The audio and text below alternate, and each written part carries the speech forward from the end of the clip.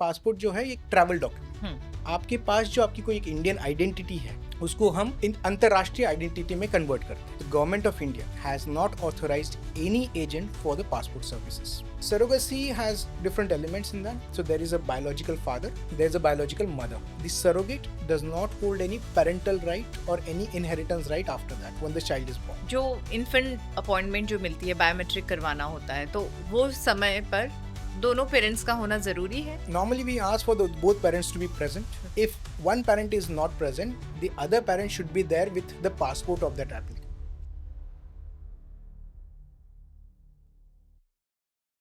Today we are honored to have Dr. Arjun Devre, who is an Indian diplomat and belongs to the Indian Foreign Services.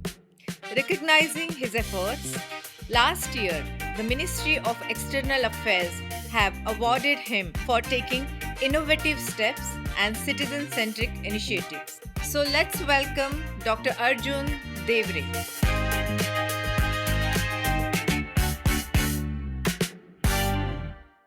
Welcome to BU with Shraddha S. आपका बहुत बहुत स्वागत है। Thank you, Ms. Shraddha, for inviting me for this podcast and giving me this opportunity to interact with your listeners and to demystify certain myths and to have a frank conversation what the regional passport office हम अपने यहाँ से what we are trying to do, how we are giving the citizen centric services. But before we start, I just want to make a small disclaimer. Okay आज हम जो भी information जो दे रहे हैं, मेरा यही प्रयास रहेगा कि ज़्यादा से ज़्यादा मैं अच्छी तरह से वो इन्फॉर्मेशन दूँ, but don't take it as a gospel.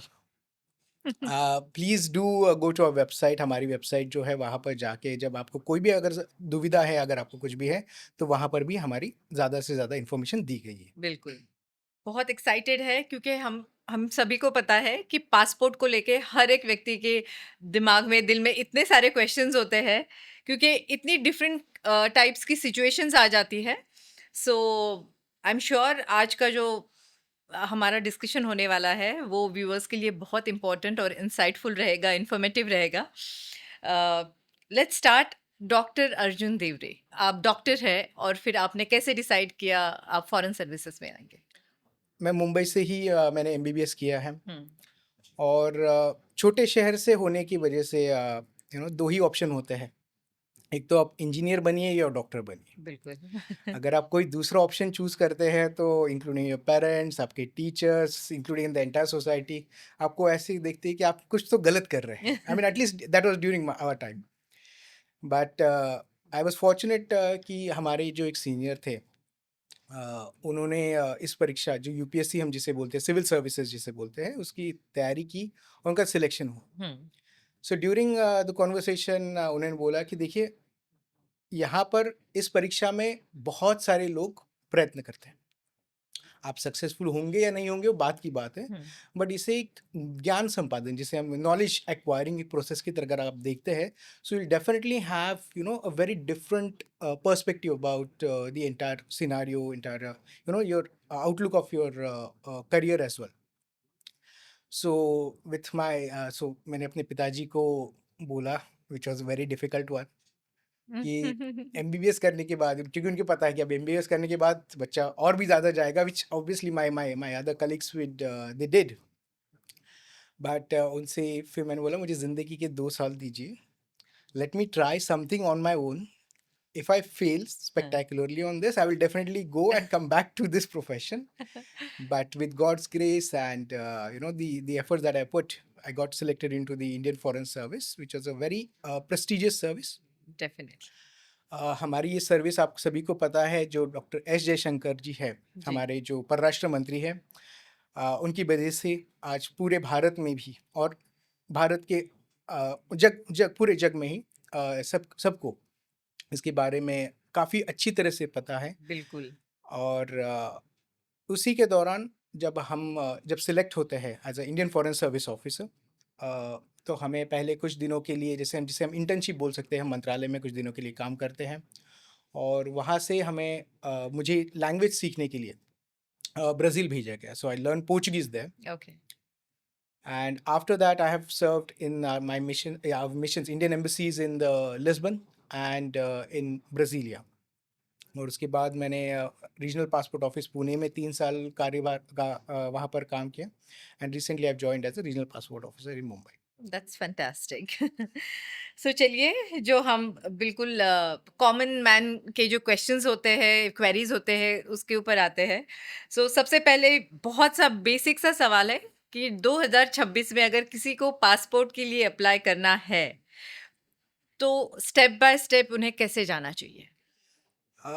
C essentially passport जो है, पासपोर्ट क्या है ये मैं पहले आप सभी को से अवगत कराना चाहूँगा कि पासपोर्ट जो है ये एक ट्रैवल डॉक्यूमेंट। हम्म। सो पासपोर्ट की ज़रूरत क्या है, क्योंकि आपके पास जो आपकी कोई एक इंडियन आइडेंटिटी है उसको हम इन अंतर्राष्ट्रीय आइडेंटिटी में कन्वर्ट करते हैं, हम्म। और जिसकी वजह से that identity is being accepted by other countries and then you get to travel abroad. तो इसेंशियली आपके लिए जो इंडियन आइडेंटिटी है वो अभी जो प्रोसेस इतने सालों से है वही चल रही है, बट आज उसमें टेक्नोलॉजी से ज़्यादा हम उसको ज़्यादा से ज़्यादा फास्टर कर रहे हैं, ज़्यादा से ज़्यादा ईजी कर रहे हैं। So the steps remains more or less the same. So first you have to apply online. You have to go to the website and submit an online application.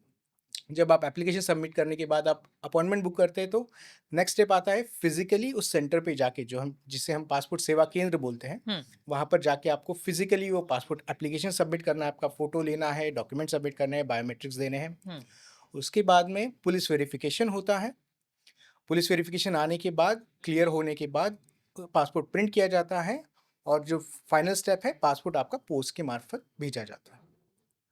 Sir, passport apply करते वक्त बहुत लोगों को डर रहता है, बहुत documents की ज़रूरत है, मतलब बड़ी-बड़ी फाइल्स लेके जाना पड़ता है। बेयर मिनिमम कौन से वो डॉक्यूमेंट्स है जिसके ऊपर आपका पासपोर्ट बन सकता है? See, as I said, essentially passport is converting into Indian identity into an internationally accepted one. So उसके लिए हमें चाहिए आपका date of birth proof, second होता है एड्रेस प्रूफ, तीसरा होता है जिसे हम नॉन ईसीआर प्रूफ या फिर एजुकेशन प्रूफ जिसे बोलते हैं। जी। सो ये 3 डॉक्यूमेंट प्लस आपका मैरिज सर्टिफिकेट या फिर जिसे हम डिक्लेरेशन, जॉइंट मैरिज डिक्लेरेशन बोलते हैं, वो जी। अडल्ट के इसके लिए लगता है। So these are the 4 basic documents that we require, and within that each document that I've mentioned, there are various examples that can be submitted. For example, in terms of date of birth proof, तो आप आपका जन्म birth birth certificate. Certificate जिसे हम birth certificate बोल सकते हैं वो दे सकते हैं, या फिर आपका 10वीं का जो पासिंग सर्टिफिकेट होगा उसमें भी आपकी डेट ऑफ बर्थ मेंशन होती है। जैसे एड्रेस प्रूफ के लिए बताया जाए तो आपके वेरियस एड्रेस प्रूफ होते हैं, जैसे आपका आधार हो गया है, वोटर आईडी हो गया है, electricity bill, gas connection, then आपका पासपोर्ट भी आपका, अगर आपका वही एड्रेस है तो पासपोर्ट भी आपका एड्रेस प्रूफ कंटिन्यू हो सकता है। नॉन ईसीआर प्रूफ हम जिसे बोलते हैं, उसमें आपका 10वीं का passing minimum, that's a minimum requirement, या फिर अगर आपने पीएचडी किया हुआ है तो आप वो भी डॉक्यूमेंट दे सकते हैं, but what we ask people is to keep it very simple, और अगर आप बेसिक डॉक्यूमेंट देते हैं तो आपका ज़रूर काम होगा उसमें। आप क्या टुडेस टाइम अगर पासपोर्ट अप्लाई करना है तो बहुत ज़्यादा जो है एजेंट्स अवेलेबल है। So what do you suggest कि एजेंट के थ्रू जाना, क्योंकि वो सारा हेडेक हैंडल कर लेते हैं, वो बेटर होगा, या आप सीधा आपकी जो ऑफिशियल वेबसाइट है उस पर जाके अप्लाई करना, which is more feasible? So first of all, let me clarify here that the government of India has not authorized any agent for the passport services. मतलब गवर्नमेंट ऑफ इंडिया की तरफ से कोई भी ऑथराइज्ड एजेंट है ही नहीं? Passport service के लिए कोई भी ऑथराइज्ड एजेंट नहीं। Okay. Why? Because the government of India has, we are saying that the passport process is simple, which in fact is simple. और उसके लिए we are also very much particular about that when you are sharing your documents, let's say with a third party,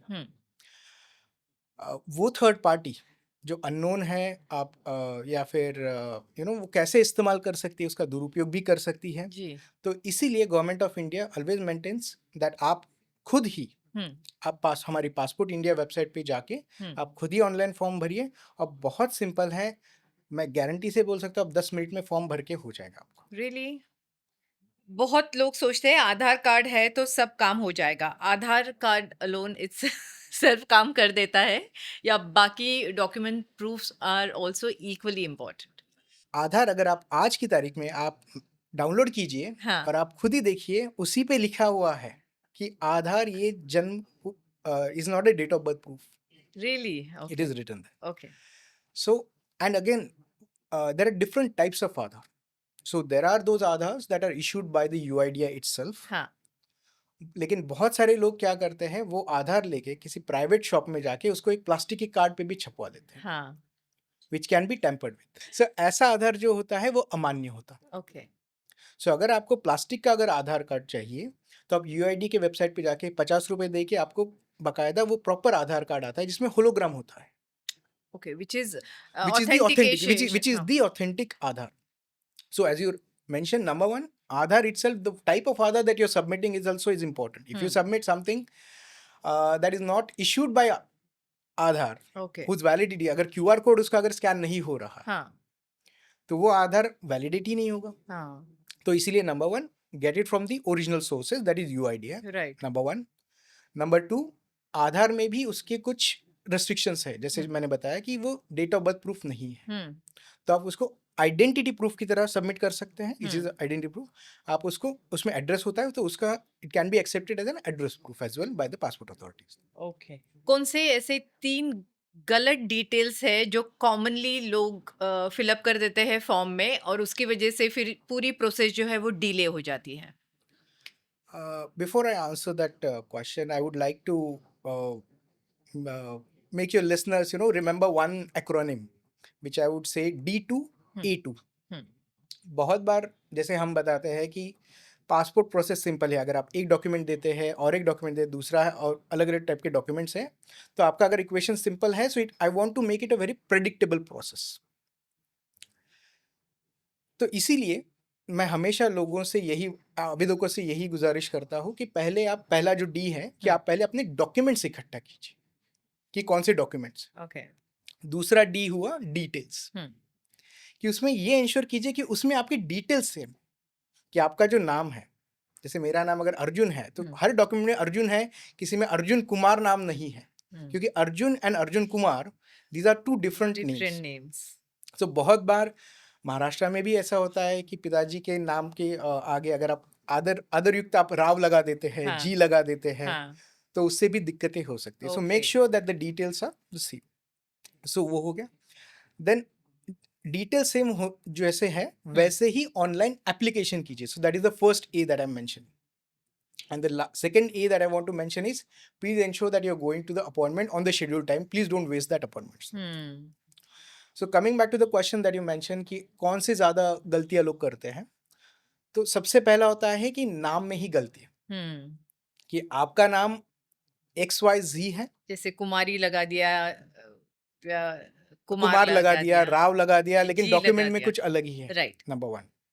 number two, address address गलत डाल देते हैं बहुत बार लोग. हुँ, और नंबर तीन, जैसे मैंने बताया कि बहुत बार जो पदवीधर जी भी लोग होते हैं, जिनका बिजनेस भी है, जो पढ़े लिखे लोग हैं, वो भी इमिग्रेशन चेक रिक्वायर्ड पासपोर्ट के लिए ओके कर देते हैं.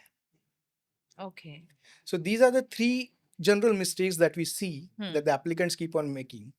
And once the application is submitted, it's very difficult to make those changes because you need to go through, we have to verify why this thing, or at times you have to make a new application as well. so again you have to go through Go through the process. it. Okay, So it is very important. पहले document लीजिए, details ensure कीजिए, हाँ, फिर application भरिए और appointment के लिए ज़रूर जाइए. ओके। सो अपॉइंटमेंट पर आ गए, आपका जो भी इंटरव्यू हो गया और फॉर्मेलिटीज़ हो गया, सबसे कॉमन क्वेश्चन होता है कि पासपोर्ट कितने दिन में मिलेगा? सो पासपोर्ट दो तरीके की स्कीम्स के अंतर्गत मिलता है. एक होता है नॉर्मल स्कीम होता है, एक होता है तत्काल स्कीम. हुँ, तत्काल स्कीम बाय डिफ़ॉल्ट, जैसे उसका नेम है, कि आपको जल्दी पासपोर्ट मिलता है और उसमें पुलिस वेरिफिकेशन बाद में होता है.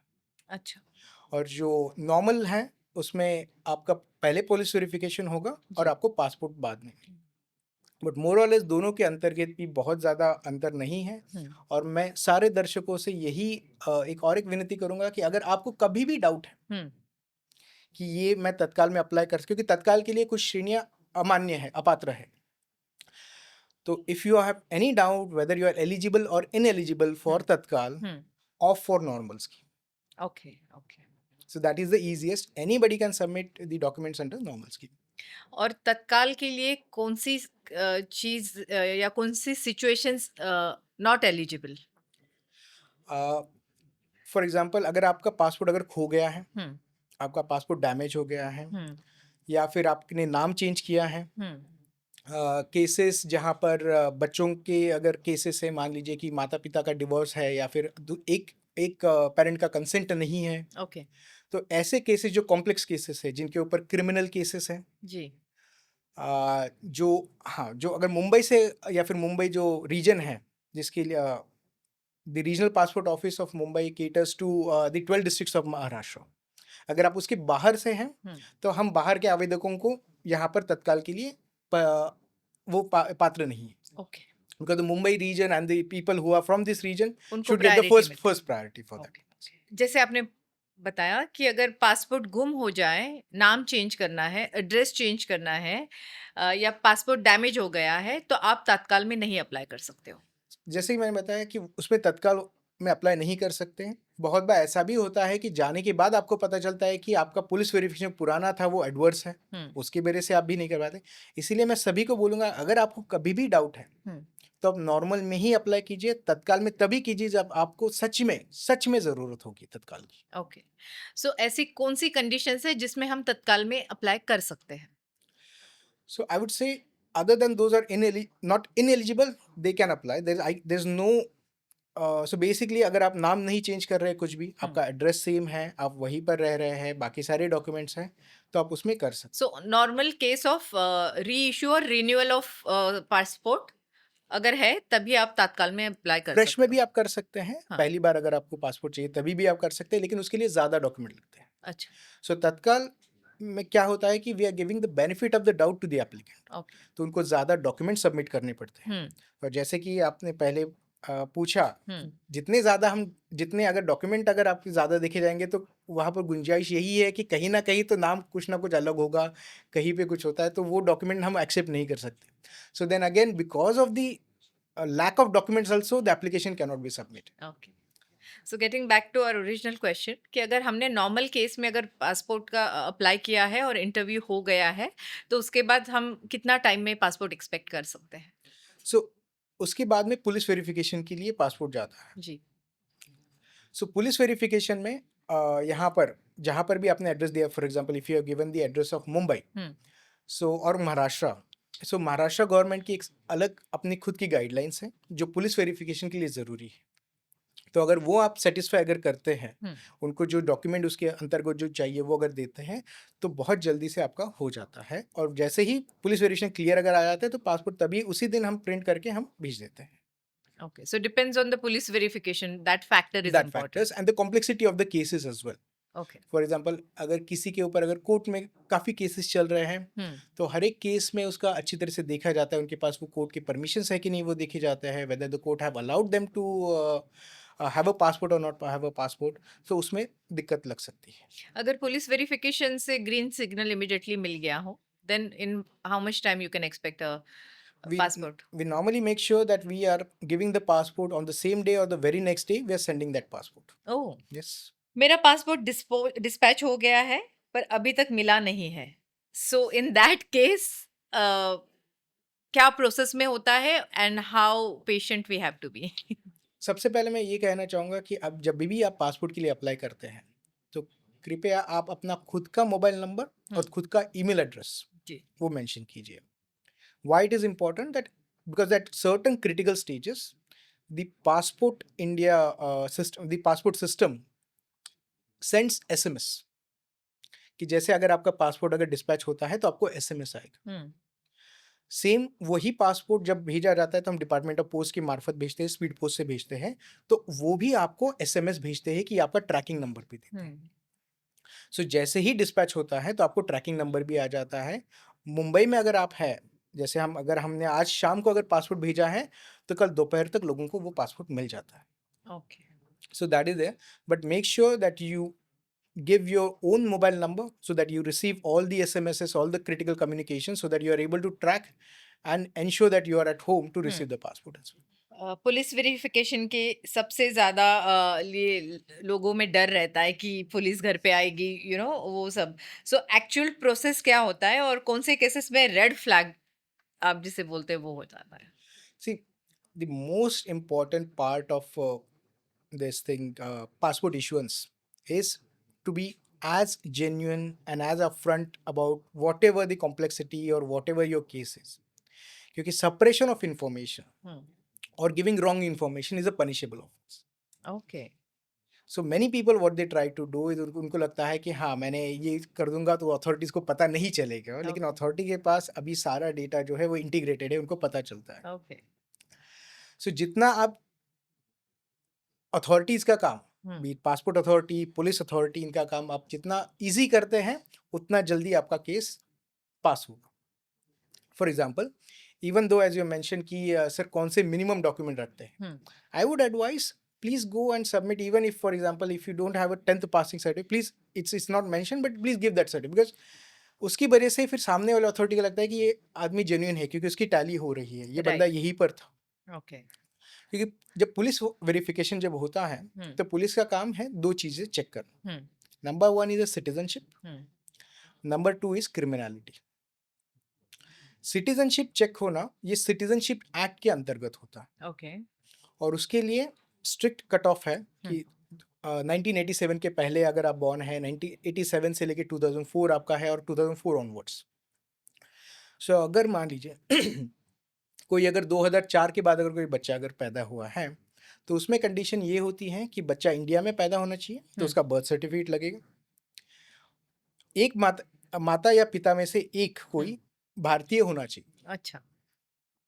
और तीसरी कंडीशन होती है कि जब बच्चे का जब जन्म हुआ है तो दूसरे जो other parent should not be an illegal immigrant. In majority of the cases, it will be an Indian. So they have to show that both parents are Indian, more or less.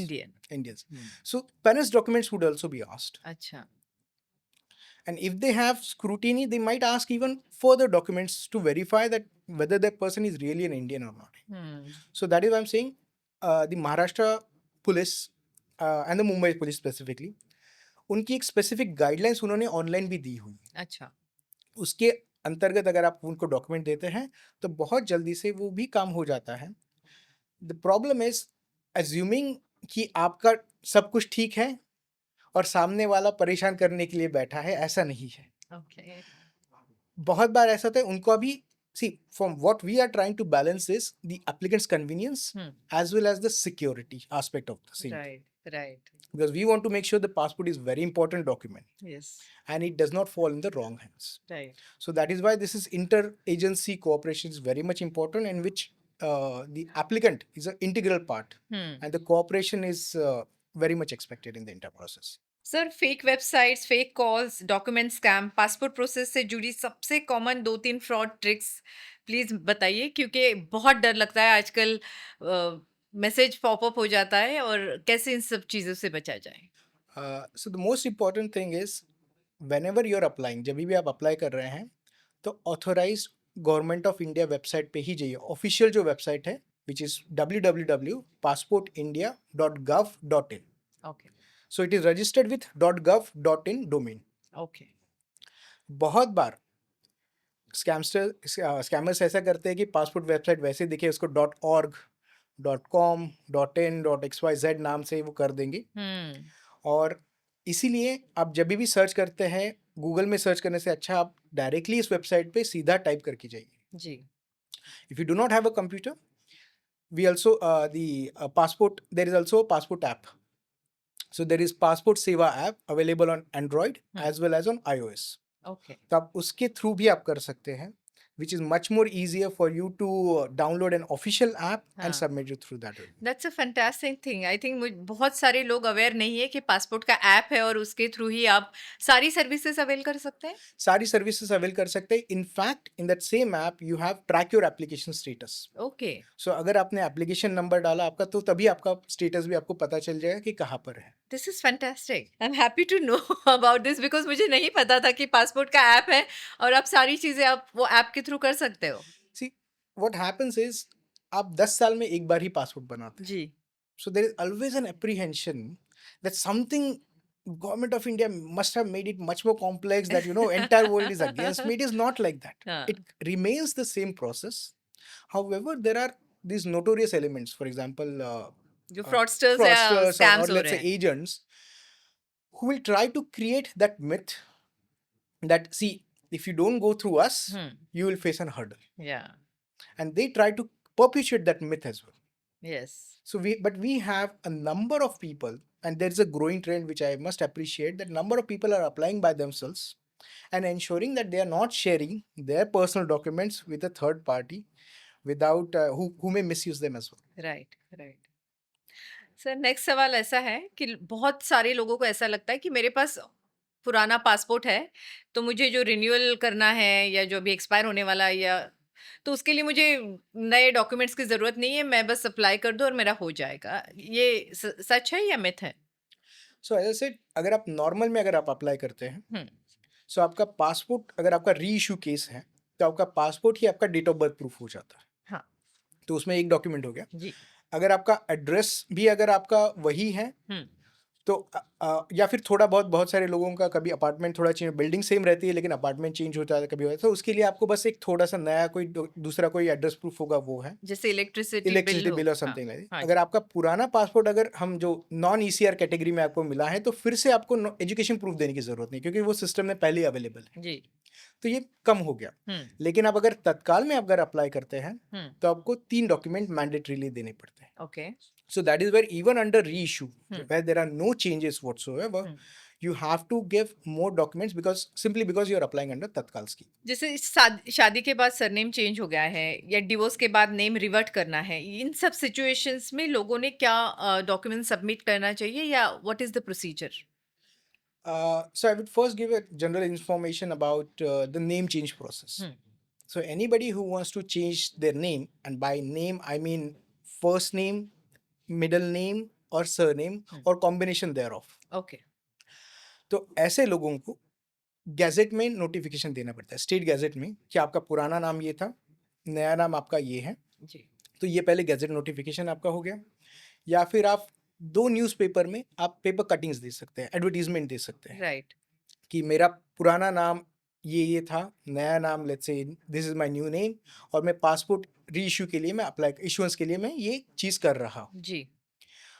और उसके बाद आपको जैसे आधार card और मान लीजिए pan card, इन दोनों में वही आपका नाम है, ऐसे 2 अपने डॉक्यूमेंट करने चाहिए. Okay. Once you have this document, तो आपने नॉर्मल श्रेणी के अंतर्गत ही आप अप्लाई कर सकते हैं. आप तत्काल श्रेणी में अप्लाई नहीं कर सकते. Many people actually they submitted that way. So Right. again, that is one of the ineligible categories. Now coming to, so this is the name change, and many cases, especially in Maharashtra, बहुत बार लोग महिलाओं के लिए या फिर किसी का भी मिडिल नेम एक होता है. जैसे अगर किसी का पूजा प्रकाश जाधव, इनका शादी के पहले का नाम, हम्म. और उनका बाद में हुआ पूजा रमेश पाटिल, हम्म. तो ये नेम चेंज पकड़ा जाएगा. तो इनको ये शादी के बाद अगर उनका अगर मिडिल नेम अगर नहीं होता, सिर्फ सरनेम चेंज होता, सो 2 डॉक्यूमेंट के बेसिस पे एंड मैरिज सर्टिफिकेट बेसिस पे चल जाता. जी.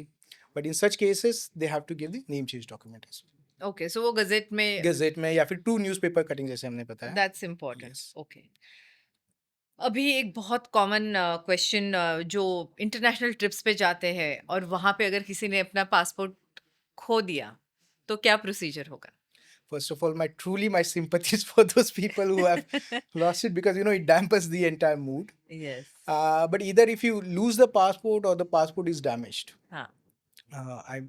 so this is a very critical juncture. Please, that's why make sure कि आपका पासपोर्ट हमेशा सेफली आपने रखा है. You keep it in a water proof pouch or something like that, and always keep a virtual copy, a scanned copy in your Google Drive or some other online cloud, because when you lose a passport, तो ऐसे लोगों को अगर आप बाहर, अगर मान लीजिए आप स्पेन ट्रैवल कर रहे हैं, तो आप हमारी वहाँ की जो एम्बेसी है या फिर आपका नियरेस्ट जो काउंसुलेट होगा, इंडियन एम्बेसी जो या फिर इंडियन काउंसुलेट जो होगा, वहाँ पर आप संपर्क कर सकते हैं. वहाँ पर आपसे पहले आपकी से ये डिटेल्स मांगी जाएंगी कि आपका एफआईआर आपने दर्ज की है, वहाँ पर मिसिंग पासपोर्ट रिपोर्ट दिया है, देन आपका पुराने पासपोर्ट की जो स्कैन कॉपी है, और कुछ और डॉक्यूमेंट आपसे मांगे जाएंगे. और ऐसे लोगों को एक इमरजेंसी सर्टिफिकेट नाम का एक डॉक्यूमेंट होता है, ओके, वो दिया जाता है after verifying the citizenship. What is an emergency certificate? It looks like a passport but is not a passport. Okay, It is a one-way travel document for you to allow to come back to India. Okay, only India, Only India. So Okay. you can transit through other country, but you cannot go outside the airport as well. Okay, And even if you have, let's say, your forward leg of your trip in France, I'm sorry, you cannot go you to can France. You not. cannot go to so France. आपको immediately उस emergency certificate के आधार आपको India written India आना. India आना है, और India आने के बाद आप नॉर्मल श्रेणी के अंदर, हम्म, नॉर्मल स्कीम के अंतर्गत आप लॉस्ट पासपोर्ट में आप अप्लाई कर सकते हैं. ओके. सो ये इमरजेंसी सर्टिफिकेट हासिल करने के लिए आपको जो कोई कंट्री है वहां पे जाके पुलिस कंप्लेंट लॉन्च करनी पहले होगी पुलिस कि कंप्लेंट लॉन्च करनी पड़ेगी आपको. आप एंड आपको फिर वहाँ पर इंडियन एम्बेसी या इंडियन काउंसुलेट की वहाँ पर आपको अप्लाई करना होगा कि मेरा पासपोर्ट गुम गया है, प्लीज़ मुझे डॉक्यूमेंट दीजिए ताकि मैं वापस भारत जा सकूँ. पुलिस क्लियरेंस सर्टिफिकेट या सरेंडर सर्टिफिकेट, ग्लोबल एंट्री जैसे टर्म्स सुन के कंफ्यूज हो जाते हैं, तो सिंपल लैंग्वेज में बता सकते हैं कि इनका उसे क्या और किसे लाइक जस्ट सिंप्लीफाई करके बताइए हमें ये सब. So these are passport and passport reader services. Let me first. So first passport services is the fresh issue of passport when we issuing the passport for the very first time. The second is the reissue of passport. अब इन दोनों में आपका police verification होता है, that's related to passport. Third comes your police clearance certificate. So police clearance certificate वो ऐसे व्यक्तियों को लगता है जो लॉन्ग टर्म वीजा के लिए बाहर जा रहे हैं. हम्म, सो बहुत बार अगर आप मान लीजिए किसी कंट्री में आप एम्प्लॉयमेंट के लिए जा रहे हैं, एजुकेशन के लिए जा रहे हैं, या फिर आप वहाँ पर लॉन्ग टर्म स्टे करने वाले हैं, सो वो कंट्री पूछती है कि आप इंडिया से ऐसा डॉक्यूमेंट लेके आइए कि आपके ऊपर कोई केस नहीं है. हम्म, So that is what the police clearance certificate is. The police clearance certificate is technically is not a passport related service, but still since it is required by the outside government, foreign governments it is required. We also facilitate that process. तो उसमें बहुत simple है, आप police clearance certificate के लिए apply करते हैं हम्म, और आपका पुलिस वेरिफिकेशन होके अगर वो क्लियर है तो आपको एक सर्टिफिकेट मिलता है जिसमें लिखा है कि संबंध इस व्यक्ति ने अप्लाई किया है और इनका क्लियर है. जी, then comes your global entry program. Global entry program ये इंडिया और यूएस के बीच में एक ये मैकेनिज्म है जिसमें यूएस में जिनको ज़्यादा देर रहना है they apply for this scheme okay, and this is called global entry program for that purpose. Okay, So it is very similar to the process. It involves many other agency, not just the police, but also Ministry of Finance, Ministry of Home Affairs, and multiple agency. And the information is shared with the US authorities on that. Okay, okay. Sir young parents के लिए जैसे newborn baby हो और passport apply करना है, please procedure बताइए. So the passport process essentially remains the same. But इसमें ये है कि जैसे बच्चों का बर्थ सर्टिफिकेट लगेगा, माता पिता बच्चों का खुद का एड्रेस प्रूफ अगर नहीं है तो माता पिता इनमें से एक का एड्रेस प्रूफ लगेगा. और इसमें दोनों generally we ask for the both parents consent and their documents. Because जैसे कि मैंने बताया कि बच्चे का सिटीजनशिप अगर वेरीफाई करना है तो वो पेरेंट्स के भी ऊपर डिपेंडेंट होता है जी. तो इसीलिए पुलिस भी वो डॉक्यूमेंट्स मांगेगी. और सो उसमें एक हमें कॉशन दैट और precaution that we have to take specially for females is बच्चे के बर्थ सर्टिफिकेट में माता का नाम, मदर का जो नाम है, जो मदर के पासपोर्ट में जैसा पूरा नाम है वैसा ही नाम हो. ओके, नहीं तो वो दो अलग व्यक्तियां हो जाती है. ओके. सो अगर मदर के नाम में उसका मैटरनल नाम है, अगर पूरा नाम शादी के पहले वाला नाम है, हाँ, और अगर आपने अगर नया नाम डाला है तो प्लीज सबमिट दैट, उस नाम का डॉक्यूमेंट भी हमें सबमिट कीजिए क्योंकि पुलिस भी आपसे मांगेगी वो document. Okay, okay. And at times when people are traveling abroad they might face difficulties because the name of the mother's name in the minor's passport, बच्चे के पासपोर्ट में अलग होगा, मदर के इसमें अलग होगा, तो उनको दिक्कतें भी हो सकती है. तो इससे बचने के लिए दोनों जगह पे नाम सेम रखिएगा. मुंबई रीजनल पासपोर्ट ऑफिस की तरफ से जो इनिशिएटिव्स लिए गए हैं, please throw some light on that. So first of all I would like to say this that we also would like to give the passport. Our job is, the mandate set by the Government of India, Ministry of External Affairs, for the passport office to give maximum number of passports. So our entire endeavor, whatever that we do, is to make that thing possible. So whenever, even if, for example, we have a, to make sure, so we give more appointments. We also work on weekends. सो कभी ज़्यादा, जैसे इस Saturday ही हमने सिर्फ तत्काल special drive हमने चलाई कि जिसमें सिर्फ तत्काल के लिए ज़्यादा से ज़्यादा एप्लीकेशन हम एक्सेप्ट कर पाए. तो हमारे लोग सैटरडे भी काम करने आते हैं.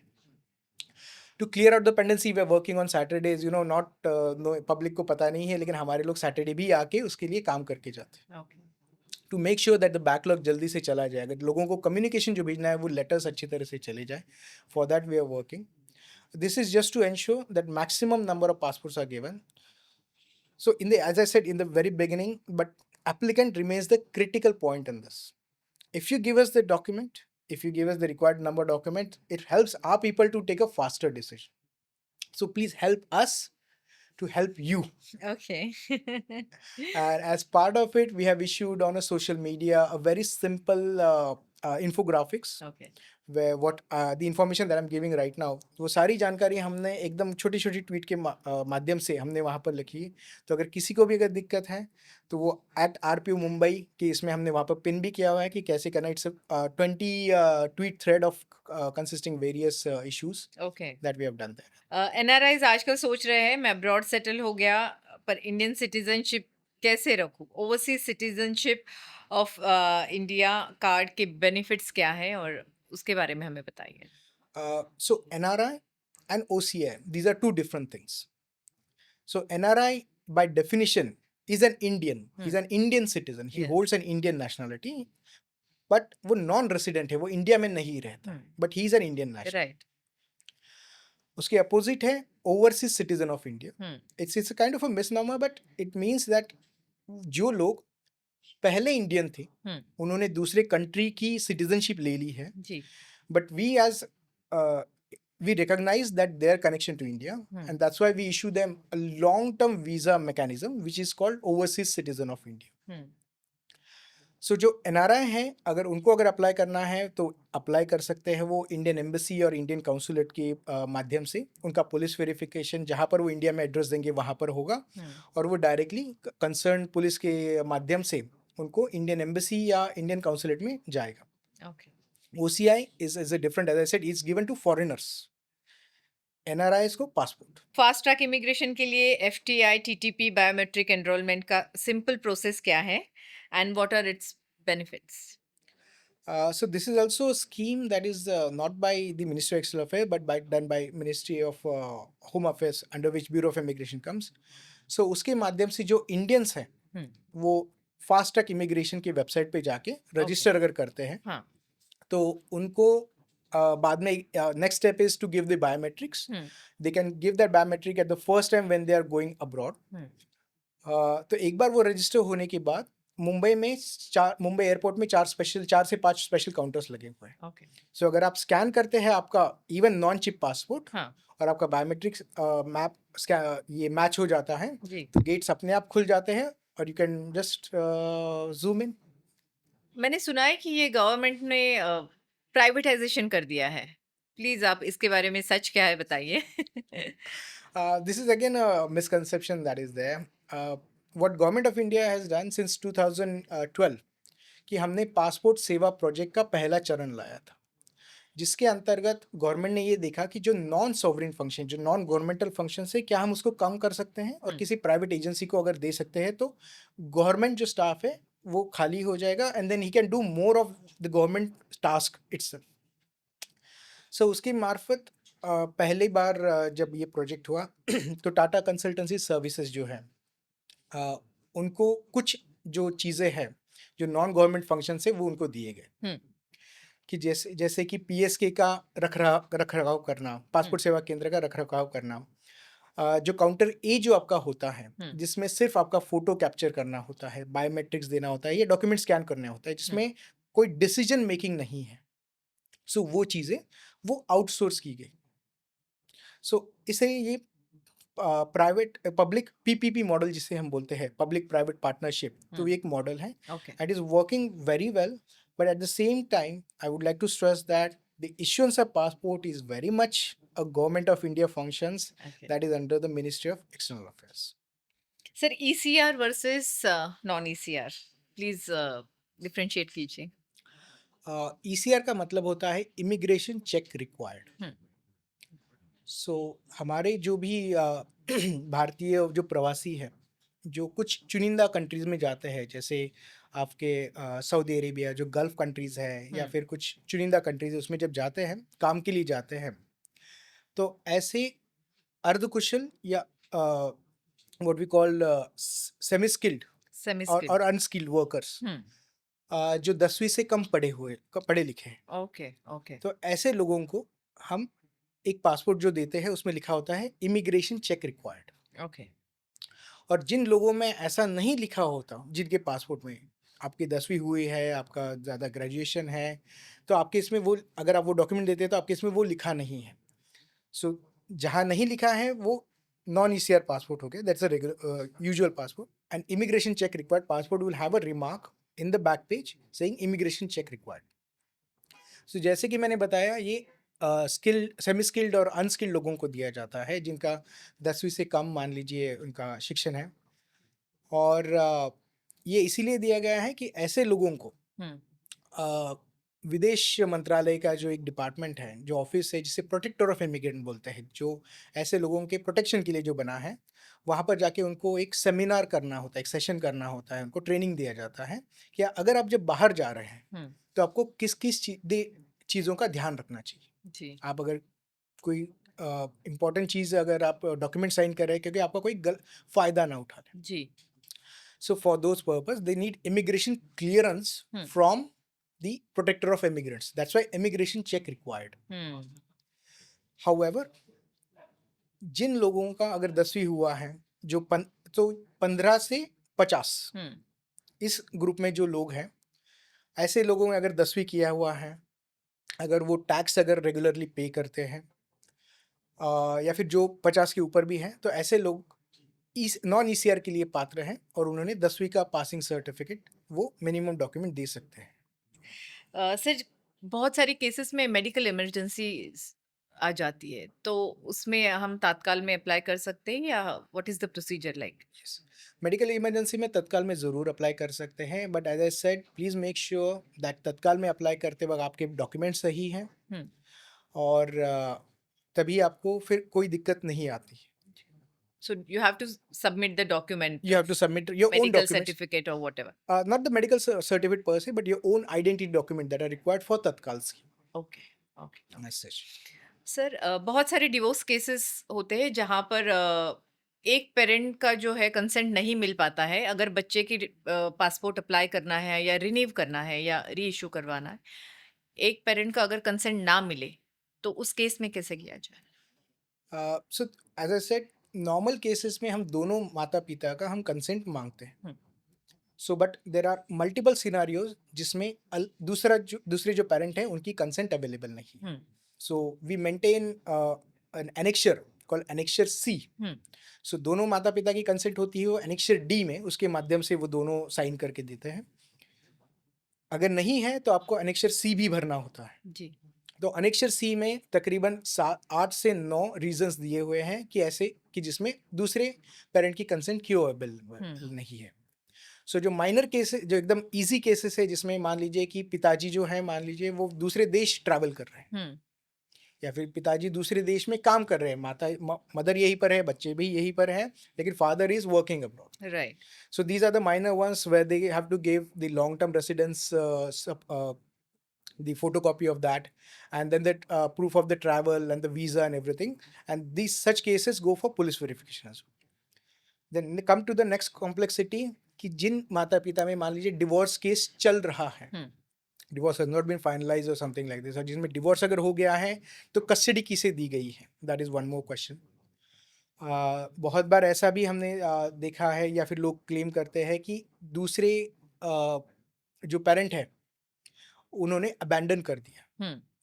तो ऐसे केसेस में हम ये भी बताते हैं उनको कि आप ज़रूर मिसिंग पर्सन रिपोर्ट दर्ज कीजिए, या फिर जो है विमेंस कमीशन में जाके अगर आप उसकी अगर केस दर्ज करके उसकी प्लीज़ एक कॉपी हमें दीजिए, ताकि पुलिस जब उसका वेरिफिकेशन जब करेगी, they will ensure okay that this is a genuine claim and people are not misusing the provisions that are given and trying to hide certain kind of information. अगर कोई जानबूझ के एक्टिंग नास्टी और नहीं consent देना चाह रहा है, in that case what can be done?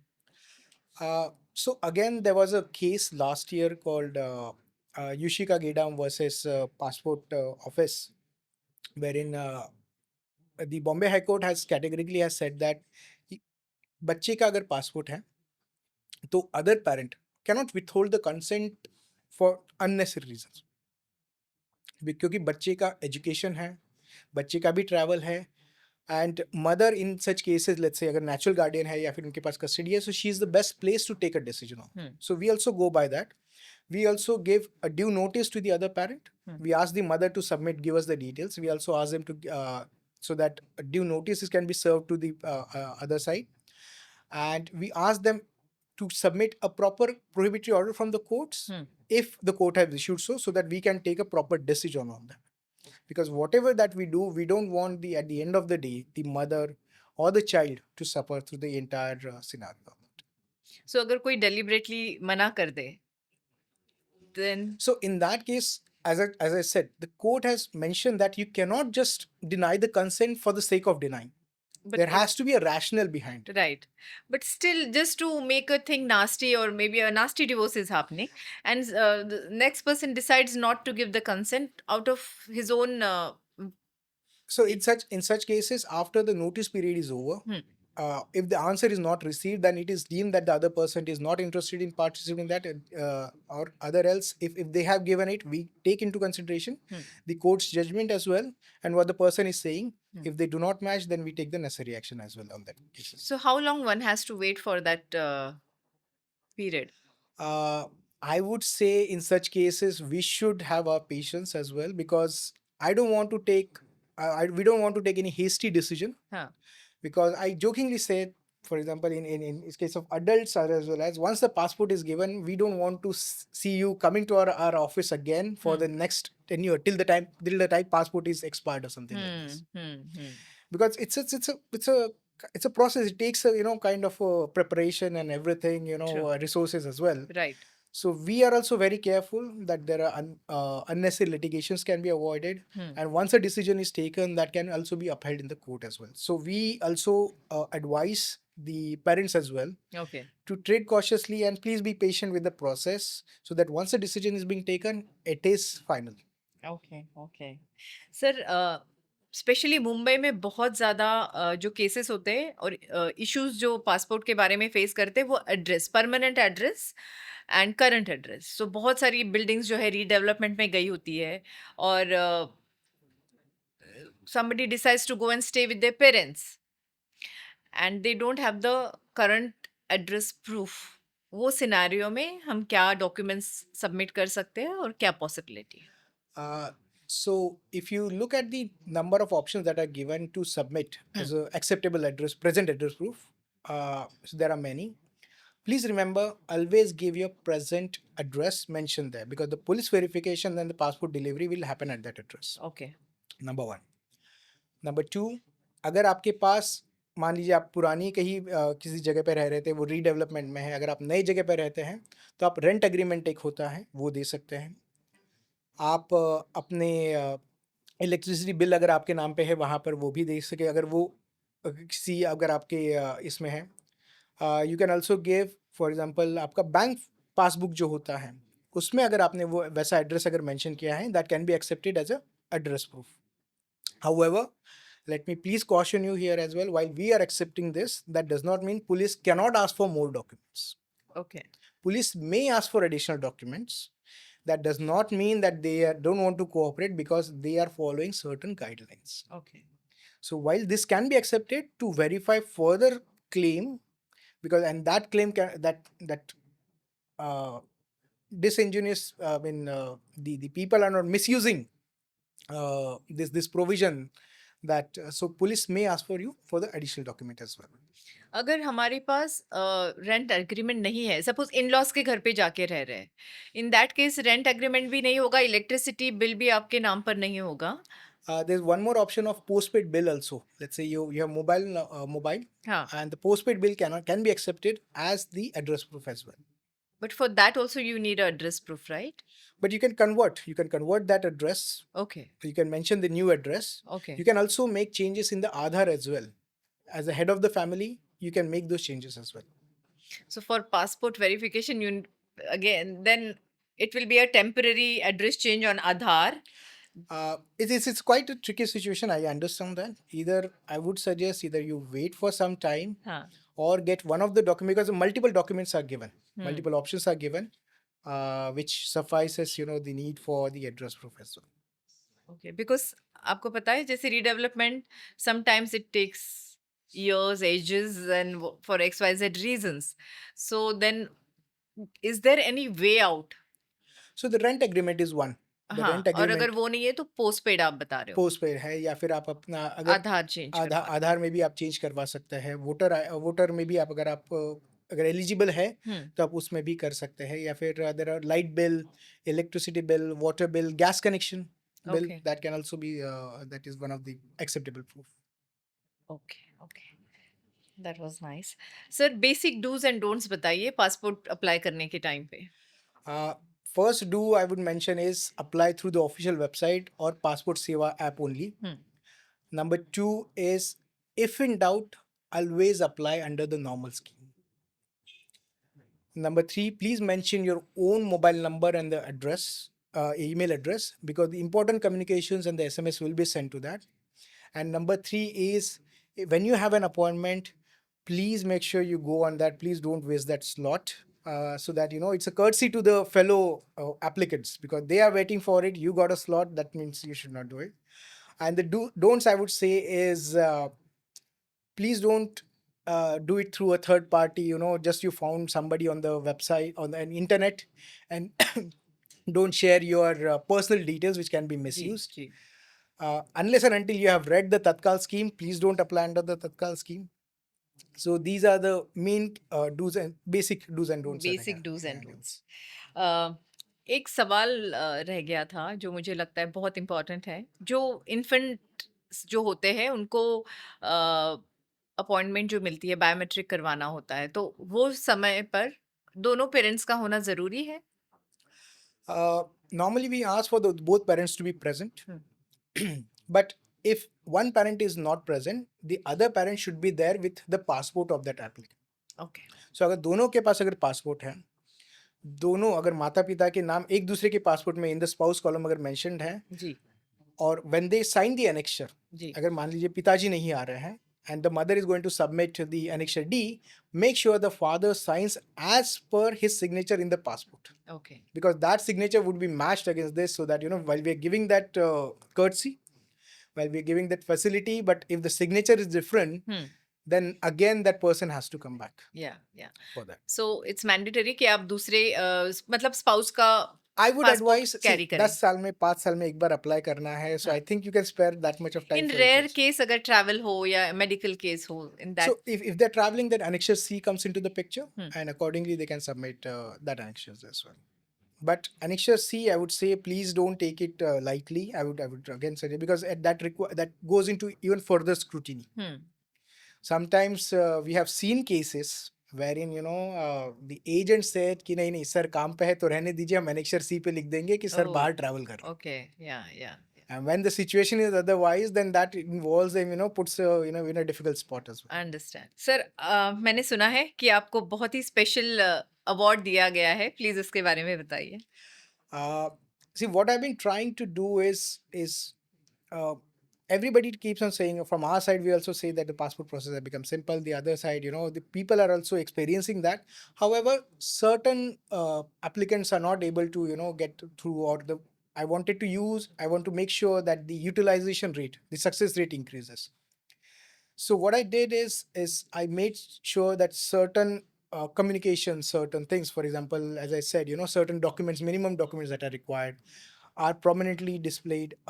And then certain processes, we have been training our staff also to take faster decision on this. We are training them all that, which have improved the overall success rate as well. So recognizing that, the ministry has been kind enough to, last year they awarded me with a special category of award for innovative practices. Okay. And I've been trying to do my best to make sure that, with minimum, we synchronize the efforts that are made by the applicant and what we are saying, they are matched. मैंने सुना है कि आपका जो भी कारकिर्द है पूना है, जो आपने सबसे ज़्यादा पासपोर्ट इशू करे हैं. We did the same thing. So we tried to make, find that where that the problem was, try to make sure where the communication. So I actively engaged with the media. I actively engaged on social media as well, newspaper, and made that general information is given so that the applicant, when they're before coming, जब आने से पहले वो काफ़ी अच्छे से prepared है, ये सारी चीज़ें वो कर रहे हैं. So success rate उससे काफ़ी अच्छा हुआ है. मुझे ये बताइए कि जो पासपोर्ट ऑफिस है, रीजनल पासपोर्ट ऑफिस या जो बीकेसी में विधान भवन में जो है, इतनी टाइट सिक्योरिटी, और मुझे we just want to know, we are curious about the office and it's the way it conducts. So Bharat में तकरीबन 37 पासपोर्ट ऑफिसेस हैं. उसमें से जो मुंबई का जो पासपोर्ट ऑफिस है वो पूरे भारत में वन ऑफ द ओल्डेस्ट है.